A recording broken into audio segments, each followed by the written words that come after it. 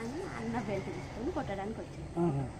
నా షాపుని కొట్టకరా, నేను కొట్టినా కొట్టుకుంటా, పెట్టినా పెట్టుకుంటా, నా షాపు మీద నువ్వు చెయ్యొద్దు అనేసి దొబ్బారు.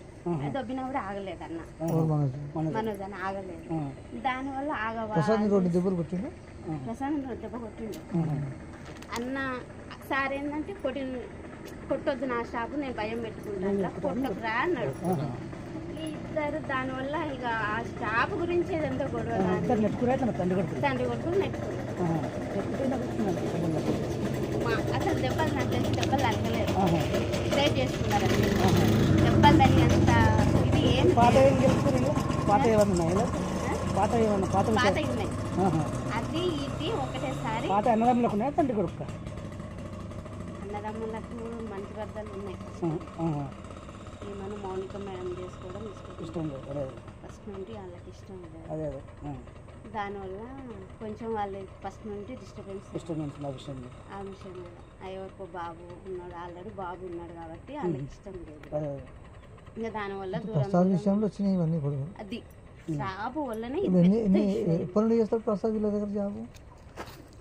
ప్రసాద్ జాబ్ వాడు 6 సంవత్సరాలు 4 సంవత్సరాలు ఇక్కడ హైదరాబాద్ కాదు పనిచేస్తాడు సార్ దగ్గర. ఇప్పుడు ఇంట్లో ఎవరెవరు ఉన్నారు? మనోజ్ అన్నుండు, మౌనిక ముందు, అమ్ముండు, ముగ్గురు. సార్ లేడా?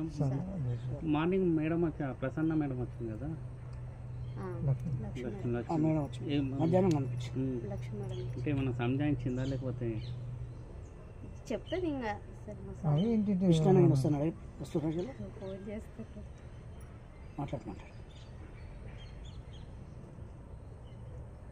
అన్న నా ఫోన్ అందరి ఫోన్ హ్యాండ్ ఓవర్ చేసుకున్నాడు కానీ నా మీద నమ్మకం ఎక్కువ. నా ఫోన్ ఒక్కటే హ్యాండ్ ఓవర్ చేసుకున్నాడు.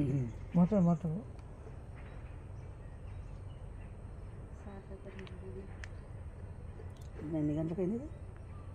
నైట్, శనివారం నైట్.